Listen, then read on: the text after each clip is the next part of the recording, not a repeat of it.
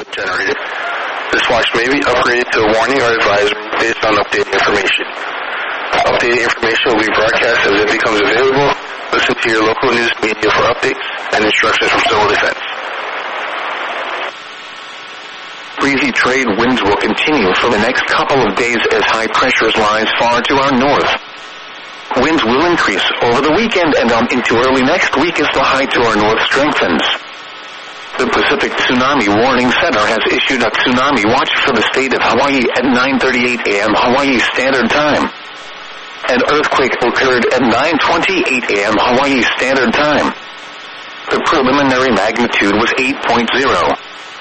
The epicenter was located near 29.6 south latitude, 176.0 west longitude, or in the vicinity of the Kermadec Islands. This tsunami watch is based on earthquake data only.